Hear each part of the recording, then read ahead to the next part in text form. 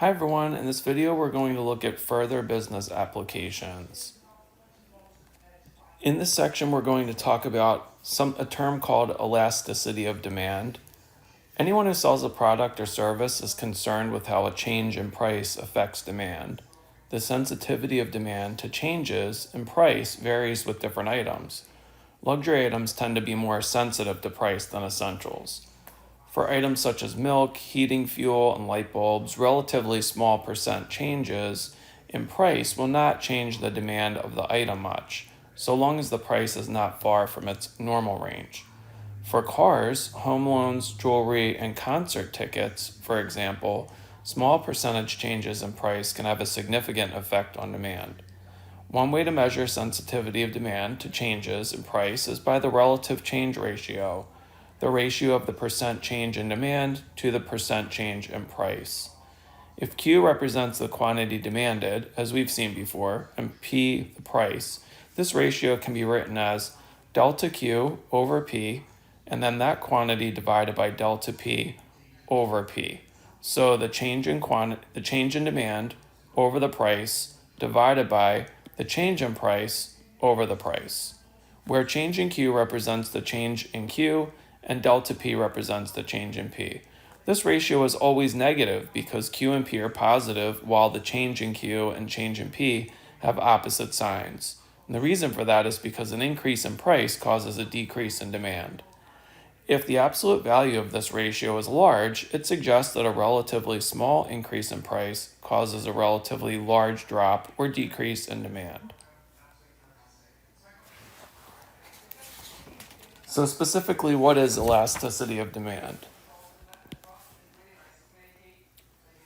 We're going to let Q equal F of P, where Q is the demand at price P.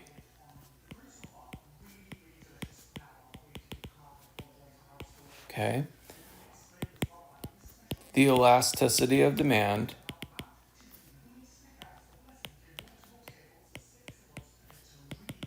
is E for elasticity equals negative P over Q times the derivative of Q with respect to P.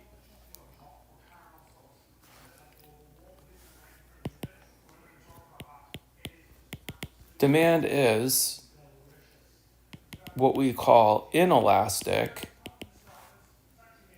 if E is less than 1. So that just tells me that the relative change in demand is less than the change in price. The demand is considered elastic if E is greater than 1. So the relative change in demand is greater than the relative change in price. And the demand has what's called unit elasticity if E equals 1.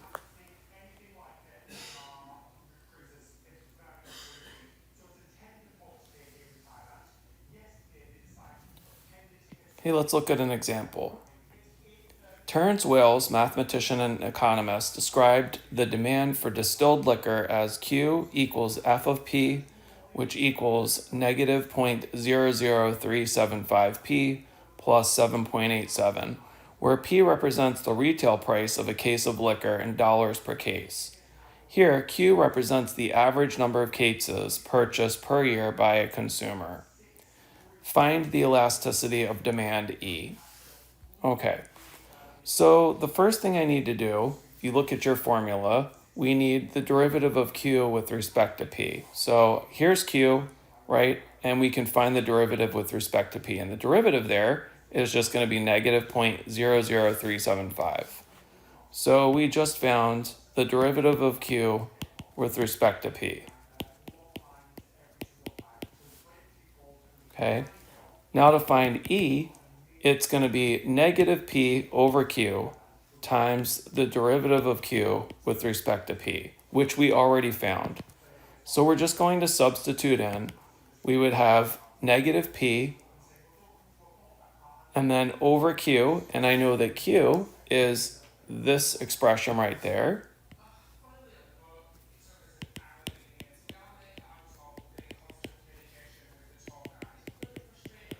And then I'm going to multiply that by the derivative of Q with respect to P, which we found right here.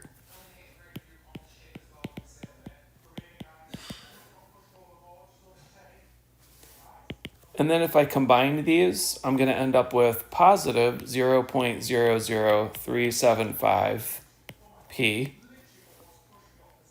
and then divided by negative 0.00375 P plus 7.87.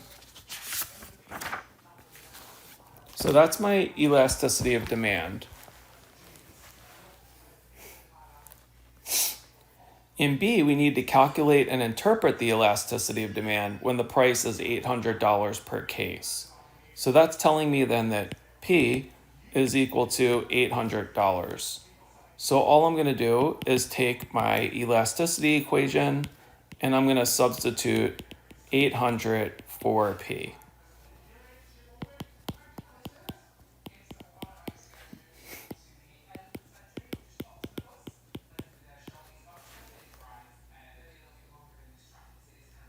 Okay, so we're going to type that in, and we can use Desmos or some other calculator that works. And we have here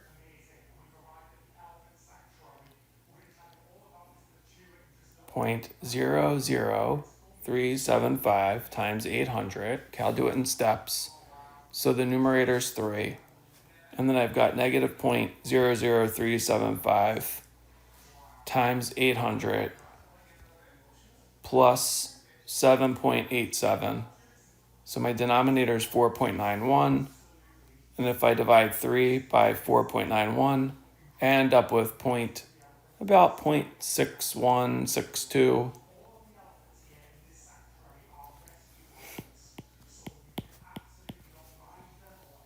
Okay, and 0.61 is less than 1. And if we go back and look here, that tells me that the demand is inelastic because the elasticity was less than 1. Okay, so what does that mean? So demand is inelastic. And what that means is the percent change in price will result in a smaller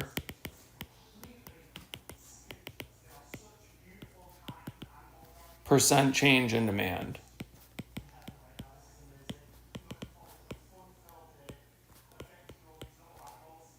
Okay, so in other words, if the price was to increase by 1%, the demand will only decrease by about 0.61%. So increasing the price slightly will decrease the overall demand. Okay, very slightly. Also, it's important to note too that the increase in price, a slight increase in price, will increase the total revenue.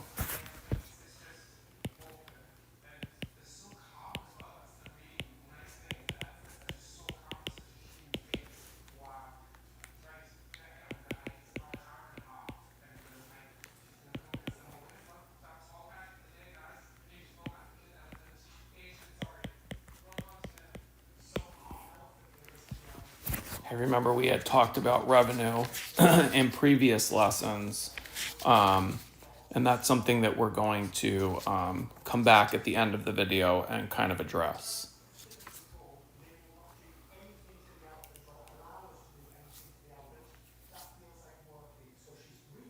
Okay.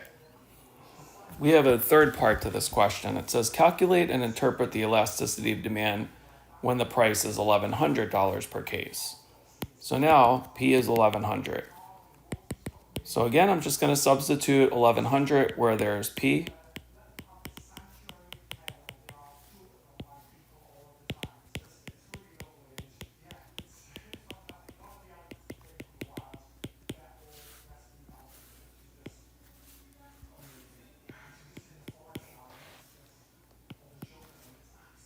And when you do that, you get approximately 1.10.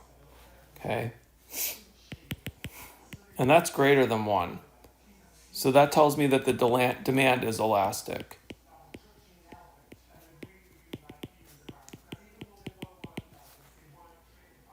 And what that means is the percent change in price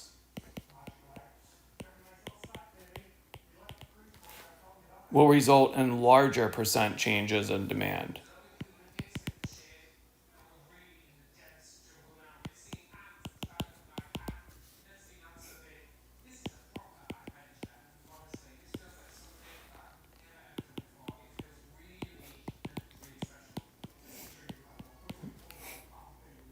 Okay, so if, in other words, if the price increases by 1%, the quantity demanded will decrease by 1.10%.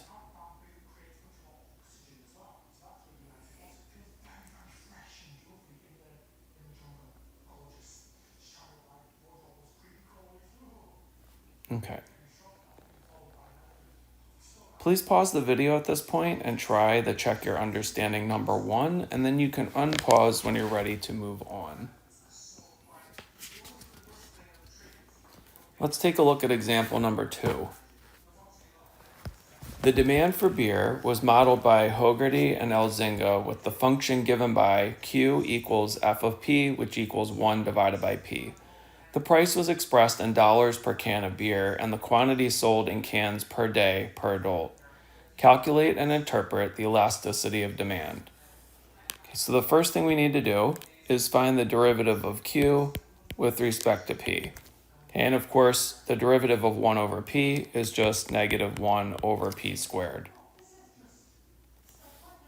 Okay, so then I'm going to find my elasticity equation, which we know is just E equals negative P over Q times the derivative of Q with respect to P.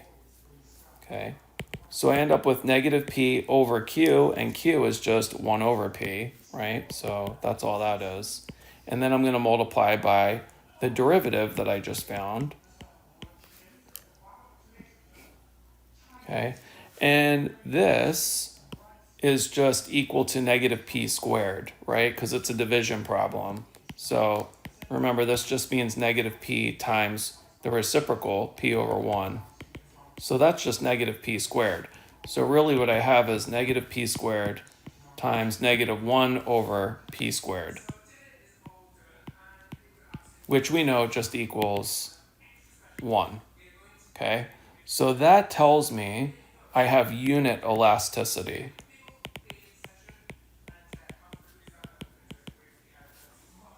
So what that means is the demand will change proportionally to a change in price.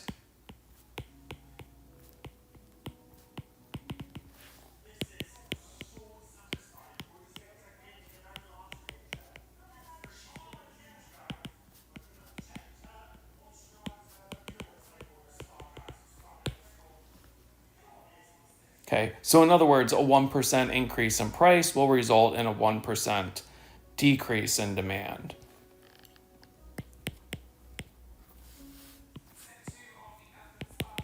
So that is a 1% increase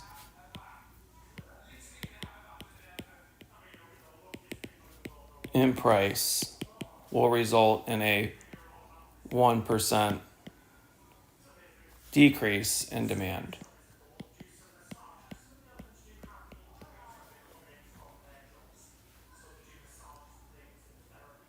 Okay, and the revenue relationship here is that revenue remains constant when the price changes.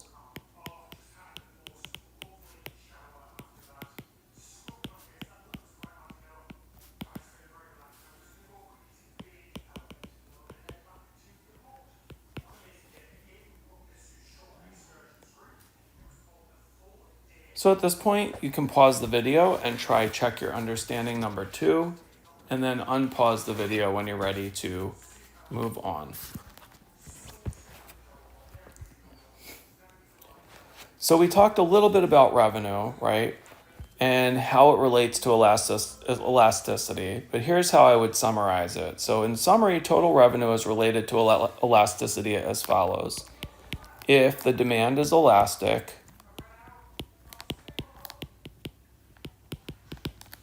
the total revenue will increase as the price increases.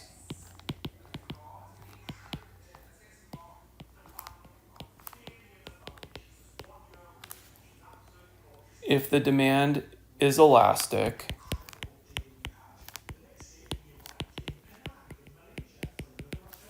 the total revenue will decrease as the price increases.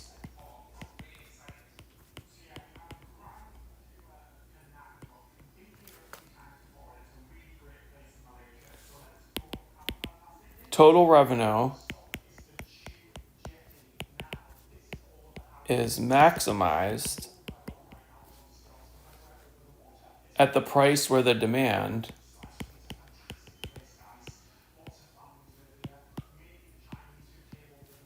has unit elasticity.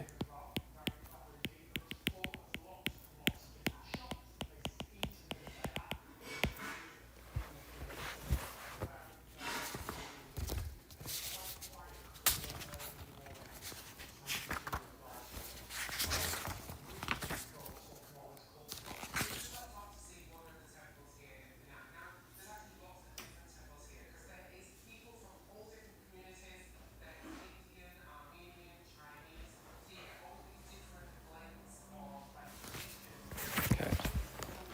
And this should say inelastic.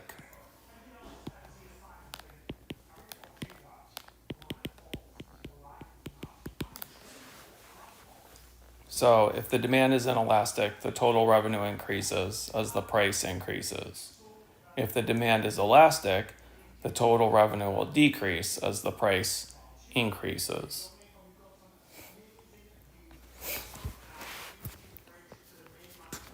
And these make sense if you think about it, because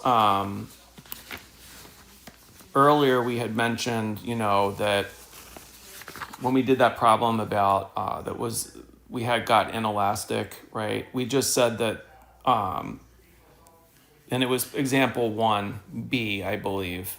The demand was inelastic, right? So it just meant that the percent change in the price will result in a smaller percent change in demand. So if the price increased by 1%, the demand decreases by only 0.62%. So there's not much of a change in demand, right? So it would make sense that if you increase the revenue, the price will increase. If the demand is elastic, then we, like in that example 1C, we found that the percent change in price resulted in a larger percent change in demand. So if the price was to increase by 1%, the demand decreases by 1.10% in that instance. So there was a larger change in demand, right? So your revenue is going to go down as the price increases. The total revenue will be maximized at the price where the demand has unit elasticity. So when the elasticity equals 1. So assume that the demand for a product is Q equals 216 minus 2p squared, where p is the price in dollars.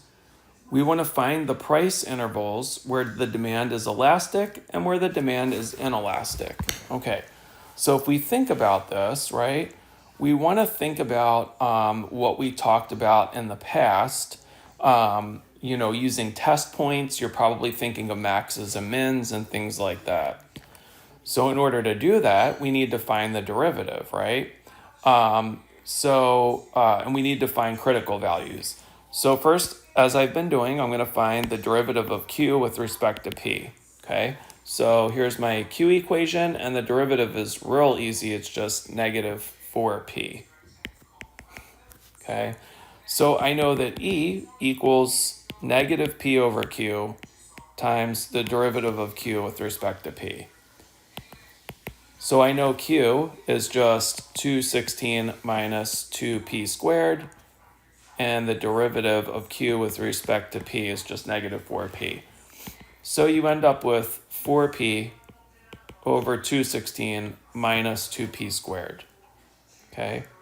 Now I want to decide whether the elasticity is going to be less than 1 or greater than 1. Okay. So to do that, I'm going to just set E equal to 1.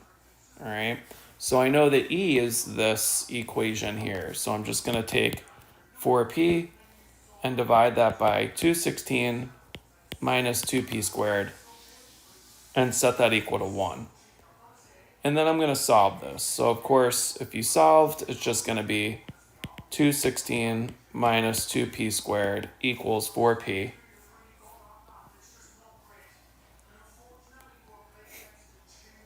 Oh, and it actually should be 4p squared, right? Squared. Okay, so now I'm going to add 2p squared to both sides. So you get 216 equals 6p squared.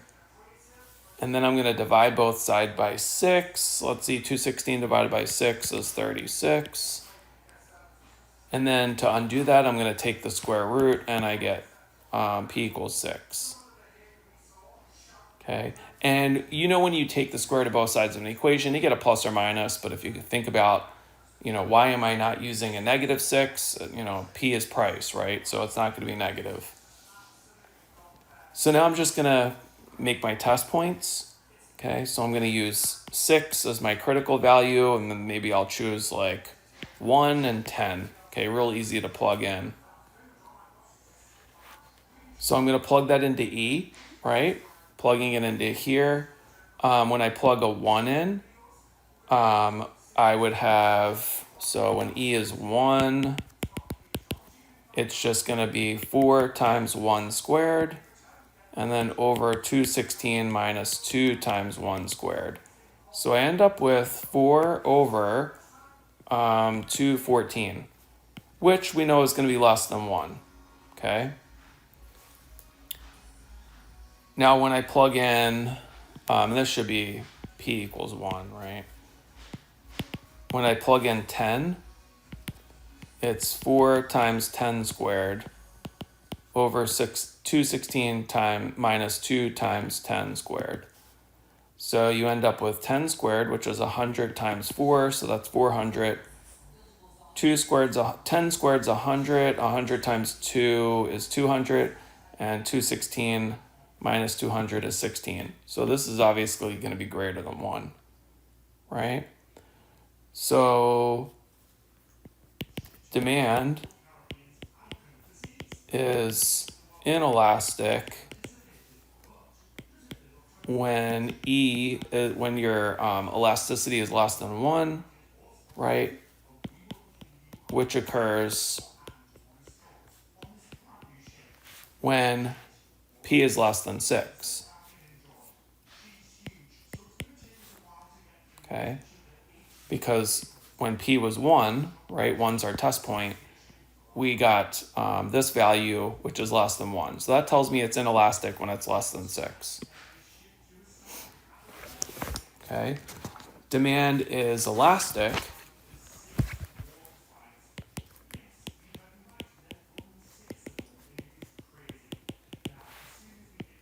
when E is greater than 1, okay, which occurs when P is greater than 6.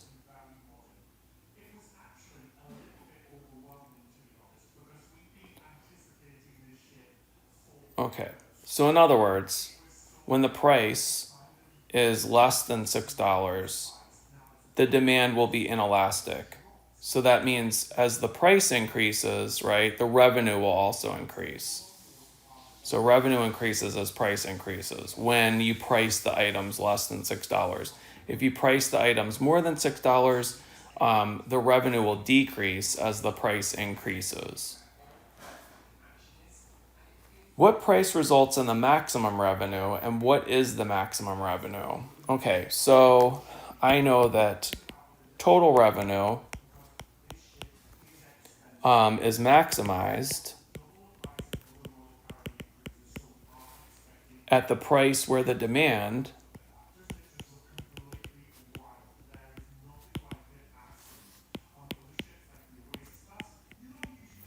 has unit elasticity.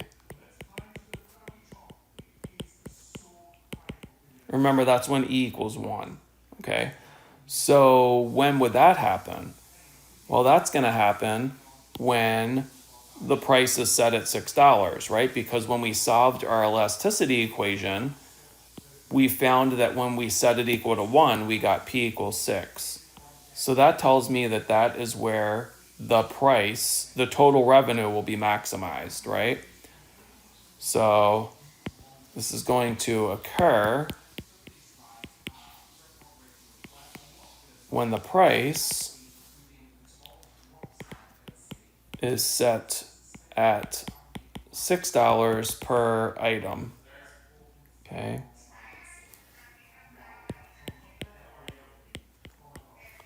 The demand at this price is easy to find, right? We need to find the demand to find the revenue, because the revenue is just the price times the demand. So we need to find the demand first, which is just Q equals 216 minus 2P squared, and I know P is 6. So it's just going to be 216 minus 2 times 6 squared. Okay. And I know that 6 squared gives me 36, times 2 is 72, and if I subtract 216 minus 72, I get 144. Okay, so my demand is $144. So now to get the revenue, right, maximum revenue,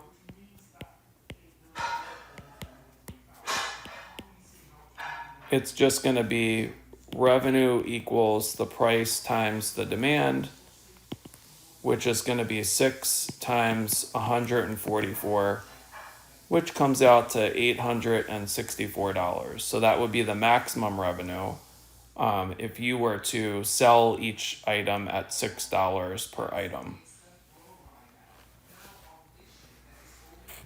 And that concludes this video. I hope you all have a great rest of your day. If you have any questions, please reach out.